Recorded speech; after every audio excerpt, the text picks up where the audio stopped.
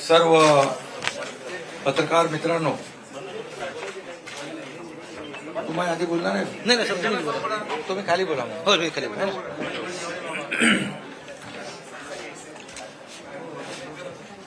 आजचा पक्षप्रवेश जो आहे तो विधान परिषदेचे काँग्रेसचे उमेदवार साहेबराव कांबळे यांनी त्यांच्या असंख्य कार्यकर्त्यांसह पदाधिकाऱ्यांसह आज शिवसेनेमध्ये प्रवेश केलेला आहे.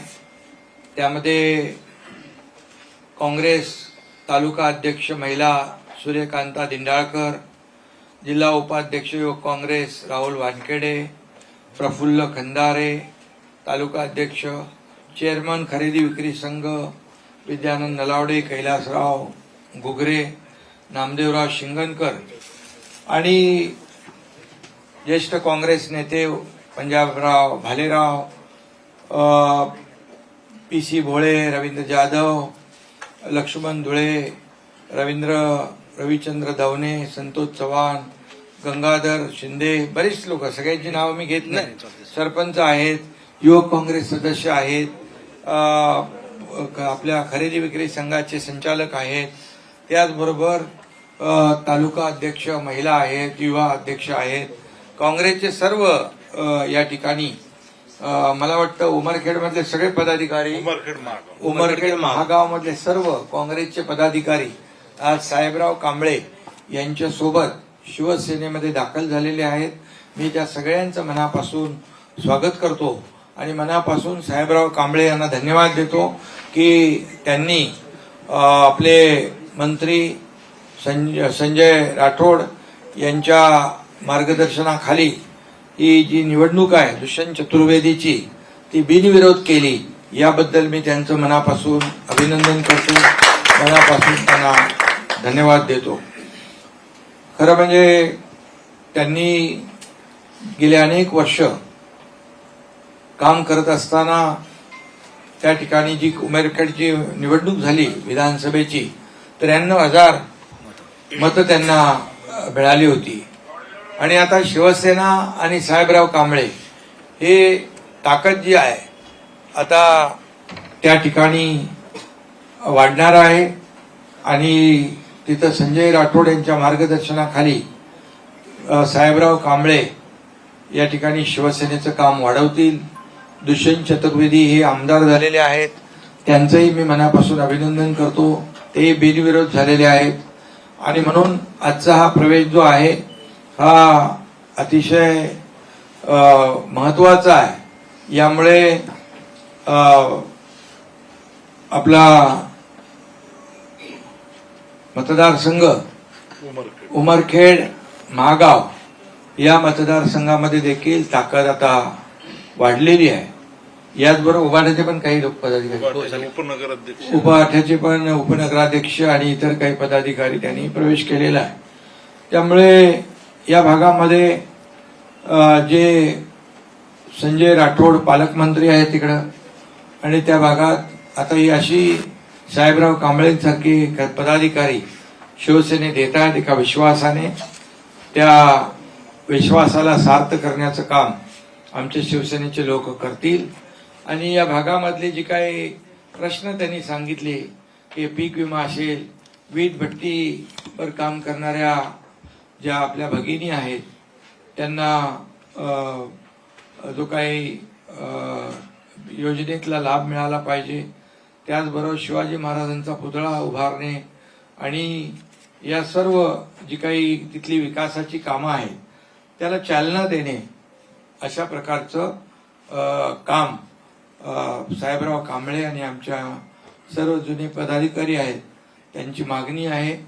मी या ठिकाणी साहेबराव आपल्याला एवढंच सांगतो की तुम्ही तर उमेदवारी काँग्रेसची मागे घेतलीच आणि त्याचबरोबर शिवसेनेमध्ये देखील मनापासून काम करण्याचा जो काही संकल्प केलेला आहे याला नक्कीच आपल्याला ताकद देण्याचं काम, बळ देण्याचं काम आणि शिवसेना पालकमंत्री आणि आमदार नवनिर्वाचित दुष्यंत चतुर्वेदी यांच्या माध्यमातून, शासनाच्या माध्यमातून तिथं असलेले प्रश्न जे आहेत हे सोडवले जातील आणि तिथल्या जनतेला न्याय दिला जाईल. खरं म्हणजे बघा, एकदाच त्यांना विनंती केली आपल्या पालकमंत्र्यांनी की आपण एकत्र काम करायचं आहे आणि त्यांनी शब्द दिला की आपण एकत्र काम करायचं. त्याबरोबर त्यांनी दिलेला शब्द पाळला आणि शब्दाला जागणारा कार्यकर्ता म्हणून साहेबराव कांबळे यांनी आज शिवसेनेत प्रवेश केलेला आहे. मी त्यांचं मनापासून स्वागत करतो. शिवसेना कार्यकर्त्यांचा पक्ष आहे, त्यामुळे अशा प्रकारचे कार्यकर्ते जे काम करतील ते नक्कीच शिवसेनेमध्ये पुढे जातील. शिवसेना मोठी करण्याचं काम अशा प्रकारच्या कार्यकर्त्यांमुळेच होईल आणि त्याचा मान सन्मान या शिवसेनेमध्ये होईल असंच या प्रसंगी मी सांगतो. आणि बाळासाहेबांचे विचार पुढे नेण्याचं काम, हिंदुत्वाचे विचार पुढे नेण्याचं काम या ठिकाणी त्या जिल्ह्यामध्ये होत आहे आणि त्यामध्ये आज पुन्हा एकदा भर पडलेली आहे. असेच प्रवेश दररोज सुरू आहेत वेगवेगळ्या भागातून, महाराष्ट्राच्या कानाकोपऱ्यातून. त्यामुळे एका विश्वासाने लोक येत आहेत आणि म्हणूनच विश्वासाने येणाऱ्या लोकांना त्या भागाचा विकास पाहिजे आणि काम पाहिजे, प्रकल्प पुढे गेले पाहिजे. हे नक्कीच या ठिकाणी मी विश्वास देतो. साहेबराव, तुमच्या सर्व कार्यकर्त्यांना, पदाधिकाऱ्यांना शिवसेनेमध्ये सामावून घेतलेला आहे. आपला शिवसेना एक परिवार आहे. परिवाराप्रमाणे आपण सगळे एकत्र काम करूया याची ग्वाही देतो. पुन्हा एकदा शुभेच्छा आपल्याला देतो. विधान परिषदेच्या निवडणुका बिनविरोध होत आहेत, त्यावरती विरोधकांकडून सातत्याने टीका केली जाते. घोडेबाजार होतोय, उमेदवारांना विकत घेतलं जाते, शेकडो कोटींचा खर्च होतोय असं देखील म्हणतात. आणि कालच खरं तर बिनविरोध निवडणुका झाल्यात आणि आज सागरराव तुमच्या इकडे प्रवेश करतायत. कुठेतरी मग त्यात सत्यता आहे असं कुठेतरी पुष्टी मिळते असं वाटतं. बघा, त्यांनी आमच्या पालकमंत्री महोदयांना सांगितलं की जी काही मतांची आकडेवारी आहे त्याच्यामध्ये जो असलेला फरक आहे आणि त्यामुळे आज शिवसेनेचा उमेदवार, महायुतीचा उमेदवार तिथे निवडून येणार ही खात्री त्यांना होती आणि त्यामुळे त्यांनी एक विकासाला साथ दिलेली आहे. त्या भागातल्या स्वतःच्या उमेदवारीपेक्षा त्या भागामध्ये विकास झाला पाहिजे, त्या भागातली कामं झाली पाहिजे ही भावना मनामध्ये ठेवून त्यांनी हा प्रवेश केलेला आहे. विरोधकांना काय, त्यांना मुद्देच नाही आहेत. विरोधकांना काय, त्यांना त्यांच्या पक्षामध्ये महायुती, महाविकास आघाडीमध्ये किती बिघाडी आहे हे तुम्हाला या निवडणुकांमध्ये दिसून आलेलं आहे. कोण कुठे कोणाचा पायपूस नाहीये, कोण कुठे उमेदवारी मागे घेतो, कोण कुठे भरतो, काय करतो हे त्यांनाच माहित नाही. त्या उलट महायुती दमदारपणे या ठिकाणी निवडणुका लढते आहे आणि त्यामुळे 17चे 17 महायुतीचे उमेदवार या निवडणुकीमध्ये निवडून येतील. आज आपण जर पाहिलं तर केंद्रामध्ये देखील आपण पाहिलं तर देशाचा जो काही विकास सुरू आहे मोदी साहेबांच्या मार्गदर्शनाखाली त्यांच्यावर टीका करतायत.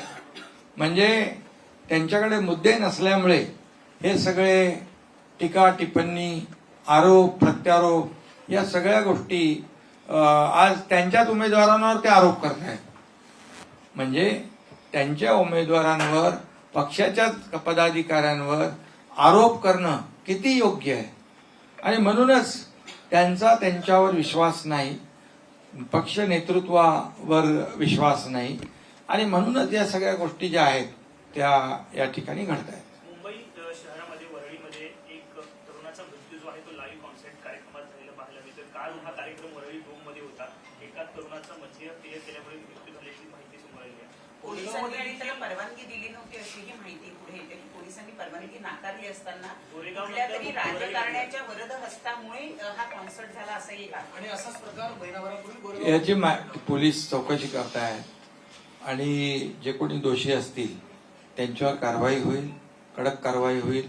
गोरेगावचं देखील आपण पाहिलं की अगदी पाळामुळं खोदण्यापर्यंत, अगदी शेवटच्या आरोपीपर्यंत पोहोचण्याचं काम पोलिसांनी करतायत. तुम्ही आता असं म्हणाल की महायुती एकत्रितपणे काम करते, दोन महत्वाचे प्रश्न आहेत. खरं तर काल नवी मुंबई विमानतळावरती कार्यक्रम झाला आणि चर्चा अशी आहे की तुम्हाला त्या कार्यक्रमाचं निमंत्रण दिलं गेलं नाही, कुठेतरी हेतुपुरस्सररित्या तुम्हाला डावलण्यात आलं, अशी चर्चा राजकीय नाही, आता ही वर्तुळात. चर्चा बघा तुम्हीच करताय, मी तर काय बोललोच नाही. पण निमंत्रण होतं. आणि छत्रपती शिवाजी महाराजांचा पुतळा आहे, शिवाजी महाराजांच्या पुतळ्याचं अनावरण मुख्यमंत्री महोदयांनी केलेलं आहे.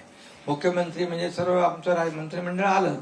त्यामुळे या सगळ्या गोष्टी ज्या आहेत, या सगळ्या विरोधक आणि सगळं त्यांना काही मुद्दे नाही आहेत, त्या मुद्द्याला धरून कुठला तरी मुद्दा धरायचा आणि तो राजकीय करायचा, हे याच्यामध्ये. पण तुम्हाला- धन्यवाद, ठीक आहे, चला, ओके.